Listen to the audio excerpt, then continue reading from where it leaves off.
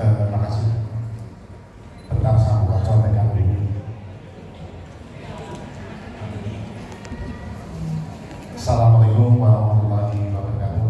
Waalaikumsalam warahmatullahi wabarakatuh. Yang terhormat para tokoh agama, tokoh masyarakat yang pada hari ini menyempatkan diri hadir. Yang terhormat Ibu Ketua Dewan Pembina Yayasan Arya Cordova, Ibu Hajah Sarillah MPD. Kemudian yang terhormat CEO Cordova Islamic School Bapak Haji Ahmad Sudito MPD beserta istri Ibu Haji Retno,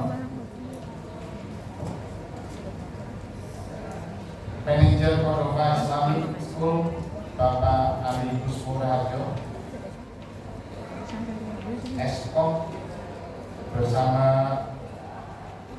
istri yaitu Ibu Putri Nur Aisyah Labaika SPD, Direktur Cordova baik 1 dan 2 Mr. Badu Tamam MPD,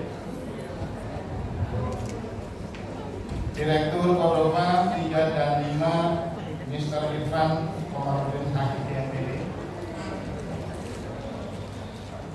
segenap kepala sekolah Cordova baik 1, 2, 3 dan 5, Koordinator Komite Ibu Eli Ratnawati, Sarjana Ekonomi, Ketua Komite SMIT Cordova Ibu Budanti, Ketua Komite SDIT Cordova Ibu Desi Tikalina, para pejuang pendidikan, Dewan Guru,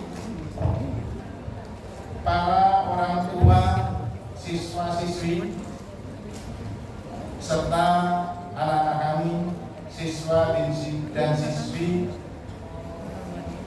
yang baru menyelesaikan pendidikan di jenjang SMA di SMA ITB Cordova. Mudah-mudahan secara keseluruhan dirahmati oleh Allah Subhanahu wa Ta'ala. Alhamdulillahirrahmanirrahim. Saya ucapkan kepada Allah Subhanahu wa Ta'ala di mana pada hari ini dan kesempatan pagi ini kita bersama-sama untuk mengikuti kegiatan Akhirusana SMA ITB Cordova. Dalam kesempatan ini Bapak dan Ibu, perlu diketahui bahwa SMA di Kabupaten Tangerang sebanyak 191 SMA baik negeri dan swasta, dan ditambah 5 sekolahan swasta yang sekarang masih dalam proses perizinan. Jadi jumlah sekolah di Kabupaten Tangerang lumayan banyak dan alumninya juga terbesar di Provinsi Banten, dan penganggurannya juga di Kabupaten Tangerang terbesar. Ini tantangan buat kita semua. Bapak dan Ibu, pada kesempatan ini saya menyampaikan 4 hal saja. Yang pertama terkait dengan ijazah, yang kedua berkaitan dengan anak-anak kami, anak-anak didik SMA Cordova. Kemudian yang kedua, terima kasih nanti saya sampaikan buat orang tua. Kemudian yang ketiga keempat adalah Bapak dan Ibu guru. Yang pertama Bapak dan Ibu guru serta para tamu undangan, dan para orang tua yang pada hari ini mendampingi putra-putrinya. Perlu diketahui bahwa untuk ijazah, untuk tahun ini, bahwa ijazah sekarang pendataannya adalah melalui e-ijazah. Dan kemudian nanti di ijazah yang diterima itu artinya ijazahnya elektronik, dan kemudian untuk Cordoba sampai saat ini alhamdulillah tidak ada terkendala untuk di download dan kemudian untuk print outnya mudah-mudahan segera nanti akan dibagikan sesuai dengan waktu yang ditentukan oleh pemerintah. Batas akhir ijazah sudah terdistribusi kepada orang tua. Artinya Bapak Ibu, ijazah ini di pedoman penata ijazah itu menggunakan kertas minimal 80 gram. Apabila sekolah mau mencetak lebih dari 80 gram boleh. Kemarin ada pertanyaan, Pak, kalau yang 250 gram boleh nggak? Jangankan 280, 250, yang 1 kilo kalau ada pun boleh, karena minimal 80 gram. Yang nggak boleh macam-macam adalah warnanya. Ada yang bertanya, Pak, kalau misalnya di situ nanti di ijazah kertasnya kami menggunakan logo gimana? Mohon maaf, pedomannya dibaca lagi, jadi tidak ada logo lain-lain. Dan insya Allah ini aman. Bapak Ibu, ini kenapa sekarang penata usaha ijazah itu seperti itu? Karena Bapak Ibu juga paham, mana tahu nanti, mana tahu ada siswa-siswi SMA Cordoba nasibnya baik menjadi pemimpin negara, menjadi presiden. Loh, siapa tahu? Pak Ma'ruf Amin, Bapak Ibu tahu kan? Orang mana? Pronjol. Sekolahnya dulu jalan kaki, gak pakai sepatu mungkin. Tapi karena beliau yang Allah berkehendak jadi kan wakil presiden. Tapi yang digugat apa? Ijazahnya Bapak mantan presiden. Sampai sekarang dipermasalahkan kan gitu ya. Dan mudah-mudahan nanti untuk SMA Cordoba tidak ada kendala. Tanggung jawab para Bapak Ibu guru untuk melakukan proses pembelajaran atas amanah titipan siswa-siswi putra-putri Bapak Ibu sudah dilaksanakan. Kemudian tanggal 25, tanggal 5 bulan Mei telah dinyatakan dan diumumkan sejumlah 56 siswa SMA Cordoba dinyatakan lulus.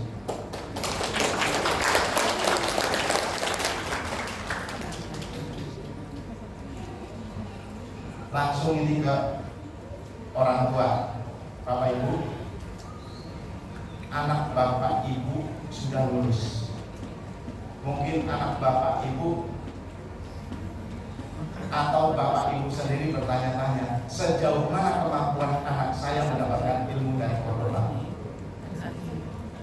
Kadang-kadang kita sebagai orang tua, oh anak saya ilmunya biasa-biasa saja. Kemarin Bapak Ibu, saya mendapat laporan dari orang tua siswa bahwa anaknya ini suka membobol, menghack. Nah ini menghack ya. Hati-hati Bapak Ibu. Yang dihack itu website sekolah. Termasuk saya dulu pernah dihack. Soal ujiannya bocor Bapak Ibu. Tuh, anak-anak pada senyum-senyum. Taunya di mana Bapak Ibu? Ketika ujian dari 216 siswa, 50% dari 260 siswa nilainya 100 Bapak Ibu. Hebat kan? Dibobol itu. Akhirnya apa? Ini harus dilakukan ujian ulang, gak bisa seperti itu. Bikin soal Begitu bikin soal lagi dengan aplikasi yang berbeda, dibobol lagi Bapak Ibu. Sampai 3 kali dibobol juga. Yang keempat, solusinya apa? Tutup aplikasi, harus hard copy. Artinya apa? Ketik soal lagi, cari soal lagi, bikin soal lagi, digandakan, habis digandakan, ujikan. Berapa nilainya Bapak Ibu? Paling tinggi 7,6. Ini artinya apa Bapak Ibu? Anak Bapak Ibu bukan orang yang bodoh. Ini pintar-pintar Bapak Ibu. Tadi ditanyakan, ada berapa orang yang diterima di program ini?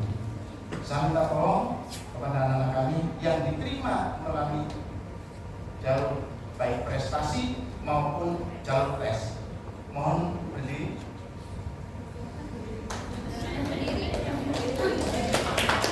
Mohon berdiri.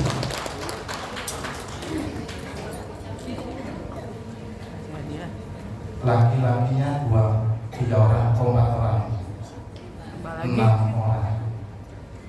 Kemudian perempuannya lebih banyak.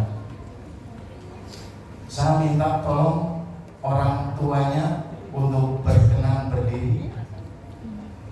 Orang tua yang hadir, anak-anaknya ini mohon berdiri.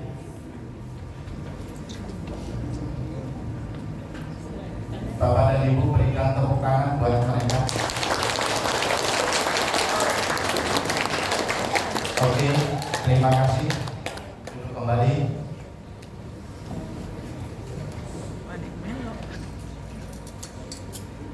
Masih ada 1 tahap lagi Bapak Ibu untuk masuk ke perguruan tinggi negeri. Ini perguruan tinggi negeri, yaitu melalui jalur mandiri. Tadi dari antara sekian banyak, saya turut berbahagia. Kenapa? Ternyata ada generasi penerus saya nantinya.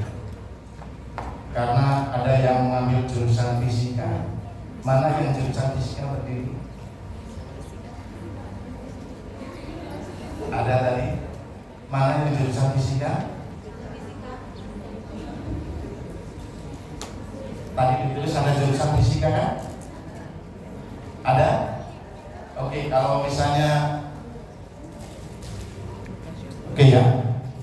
Oke. Saya mengucapkan bagi yang belum mendapatkan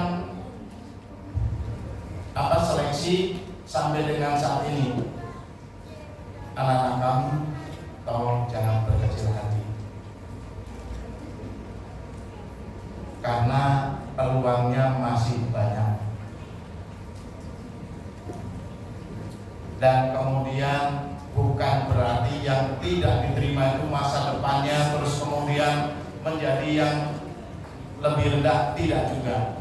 Kemarin pagi sekitar jam 9:20 saya ketemu sama anak murid saya waktu dia menjadi siswa di SMA. Dia nemuin saya, "Bapak, masih ingat saya enggak?" Saya ingat wajahnya tapi namanya lupa. Siapa namanya, Nak? Saya Arita. Loh, iya saya ingat. Kemudian dia bilang, "Bapak, saya terima kasih atas bimbingan, atas didikan Bapak Ibu serta Bapak." Dia bilang gitu. "Saya sekarang sudah menjadi dosen." Lantas kuliahnya di mana, Nak? Di universitas swasta. Dia jadi dosen dan kemudian sekarang menduduki jabatan sebagai ketua program studi jurusan.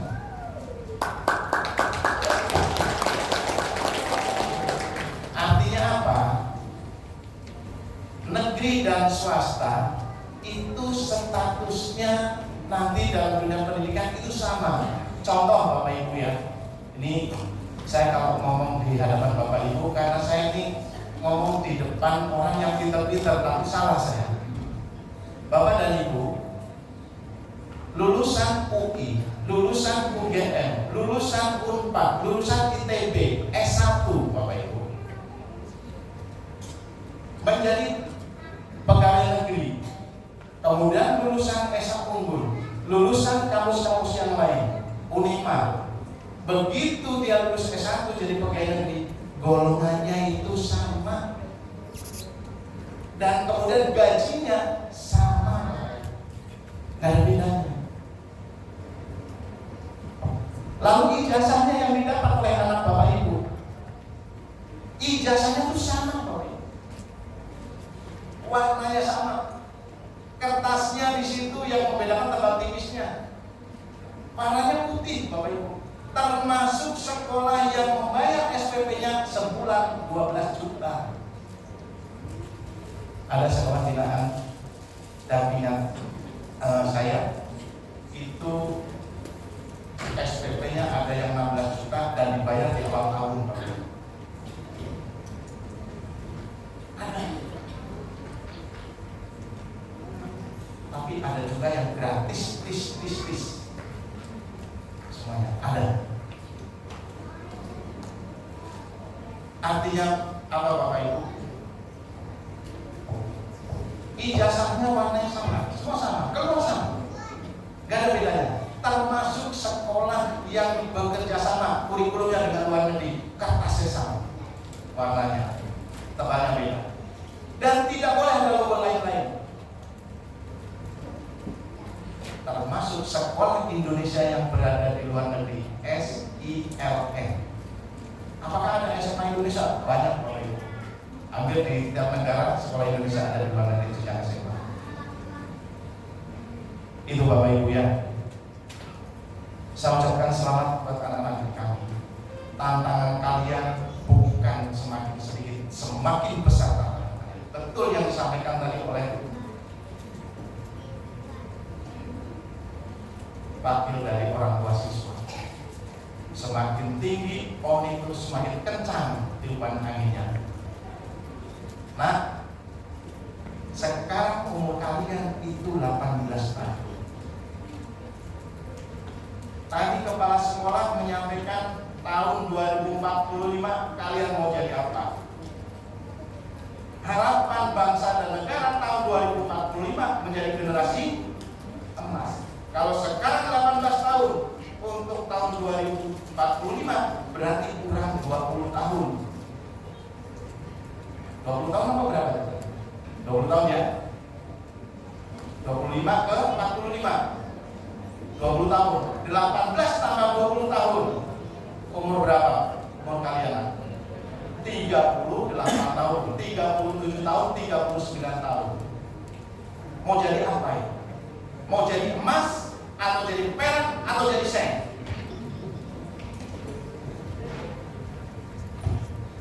Harapan bangsa dan negara ingin jadi emas. Tapi kalau dari sekarang kalian sudah mempersiapkan diri, saya yakin dan optimis tahun 2045 nanti akan menjadi generasi emas. Tahu generasi emas itu ciri-cirinya? Nih, di desa-desa Bapak Ibu ada gizi buruk, itu berantas tuh gizi buruk. Kemudian yang kedua, stunting, berantas tuh stunting. Kemudian di sekolah-sekolah SMA yang bagi wanita itu dikasih vitamin tambahan, walaupun kadang-kadang nggak diminum. Itu untuk apa? Untuk menambah vitamin dalam tubuh, biar HB-nya bagus, terjaga untuk wanita. Karena generasi Indonesia memang benar-benar masa depan menjadi harapan bangsa. Lalu di umur kalian yang bisa membawa negara ini maju atau tidak? Kalian lagi. Lalu saya mau jadi apa? Pensiun. Kalau dikasih umur panjang, mungkin bisa melihat bapak ibu orang tua kalian apa? Melihat. Tapi kalau kalian bertanggung jawab terhadap diri sendiri, terhadap orang tua, terhadap alma maternya, terhadap bapak ibu guru, dan terhadap bangsa dan negara, generasi emas saya yakin pasti akan berubah. Anakku, ini mumpung saya lagi ngomong ini, ya ngomong di kesempatan nanti kalau sudah nggak kesempatan nggak Nah, kuncinya kalau ingin sukses, satu, hindari makanan-makanan yang resesif terhadap tubuh, yang membahayakan dalam tubuh, yang menghambat pertumbuhan pola pikir tubuh. Apa itu? Narkotika. Hindarin. Yang kedua, jangan memposisikan diri menjadi siswa, menjadi purnasiswa atau menjadi maga yang pemalas. Nggak pernah ada pemalas pangkal kaya gitu. Kenapa? Jangan jadi pemalas. Ketika kalian nanti memposisikan diri menjadi pemalas, apa yang terjadi? Pendatang yang lebih memanfaatkan peluang, pendatang yang lebih hebat. Itu udah pasti. Silakan lihat kanan kirinya nanti di masyarakat. Ketika kalian posisikan diri ya menjadi pemalas, pasti kalian akan ketinggalan. Anak-anakku, kalian sudah dididik,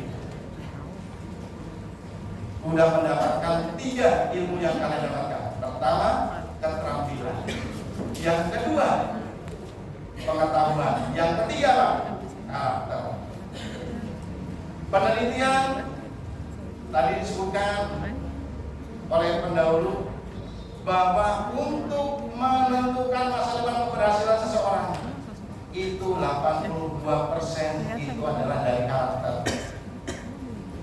Yang sudah dididik oleh siapa? Oleh bapak dan ibu guru. Supaya apa? Kalian menjadi siswa yang beriman, bertakwa kepada Tuhan Yang Maha Esa dan berakhlak mulia. Kalian dijadikan siswa yang mandiri. Kalian dijadikan siswa yang bercerdas. Kalian dijadikan siswa yang kreatif. Kalian dididik oleh bapak ibu guru untuk menjadi siswa yang bisa bergotong royong. Dan kalian dididik oleh para guru SMA Koroba untuk menjadikan dirinya toleran, berkepinakan terhadap siapa? Terhadap sesama. Itu ilmu minimal sudah diberikan kepada kalian. Bawalah didikan ini dari para bapak ibu guru yang sudah membimbing, melatih, mendidik, dan mengajar kalian, dan seterusnya menilai dan melaporkan kepada orang tua sampai tahap akhir diagnosis sosial kalian. Tanggung jawab bapak dan ibu guru kami secara kedinasan selesai. Maka untuk itu kepada bapak dan ibu orang tua kami berharap dan selalu mendoakan putra putri bapak nanti menjadi orang yang bisa membanggakan bagi dirinya sendiri, bagi kedua orang tuanya, bagi bapak dan ibu guru serta alma maternya, dan tentu untuk pemerintah daerah dan kemudian bangsa dan negaranya. Terima kasih kepada bapak ibu guru yang sudah melakukan pembelajaran sedemikian rupa. Kadang-kadang ada canda, ada ketawa, kadang-kadang sedih juga. Ketawa pada saat apa? Terima gaji. Kadang-kadang siswa itu ada seninya, kadang-kadang menyenangkan, kadang-kadang menyebalkan, tapi bukan dilema. Dan kemudian yang membuat kita kadang-kadang ya sama anak, ya itulah dekatnya. Di sekolah anak kita, kalau di rumah anaknya orang tua. Terima kasih Bapak Ibu Guru yang sudah mendidik putra putri kita semua. Yang berikutnya Pak, Bu, anak ini tolong didukung cita-citanya. Kalau bisa jangan cuma hanya S1 Bapak Ibu. S1, S2, S3 sudah terserah.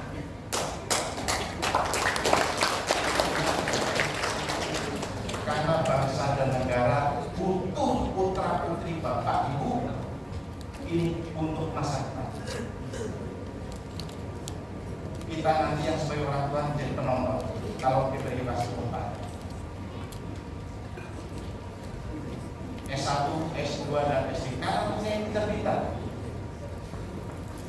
Cordoba itu tidak pernah saya kedengaran dia tawuran, bacok-bacokan. Karena biasanya kalau tawuran saya pasti dipanggil. Saya harus sabar mengidentifikasi siapa yang dibacok, siapa pembacoknya, dan kemudian saya harus melaporkan dan harus tahu. Dan alhamdulillah di Cordoba tidak pernah ada catatan di kawas.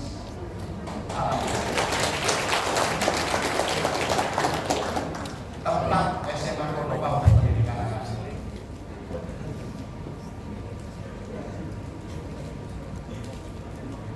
Anak kami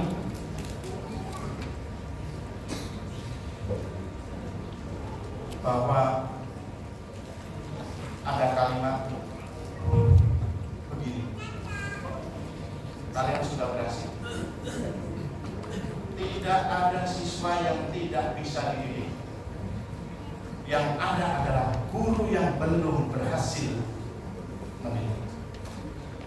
Tidak ada guru yang tidak berhasil mendidik. Yang ada adalah kepala sekolah yang belum berhasil mendidik. Tidak ada kepala sekolah yang belum berhasil mendidik. Yang ada adalah pengawas sekolah yang belum berhasil mendidik. Jadi kegagalan siswa bukan karena orang tua, tapi bukan semata-mata orang tua, tetapi kegagalan guru, kegagalan kepala sekolah, dan kegagalan saya. Alhamdulillah pada ini dibuktikan bahwa putra putri Bapak Ibu semua berhasil. Keberhasilan bersama, tentu keberhasilan orang tua. Apabila nanti terjun ke masyarakat, anak-anakku, apabila kalian menyampaikan sesuatu menggunakan ilmu yang 3 tadi, silakan tularkan ilmu itu. Yang penting apa prinsipnya? Baik isinya, kemudian tepat waktunya, bagus isinya, baik bagi yang mendengarkannya, dan berpahala bagi yang menyampaikannya. Demikian Bapak Ibu, terima kasih serta anakku, sukses selalu. Semoga ke depan menjadi generasi emas. Terima kasih. Wassalamualaikum warahmatullahi wabarakatuh.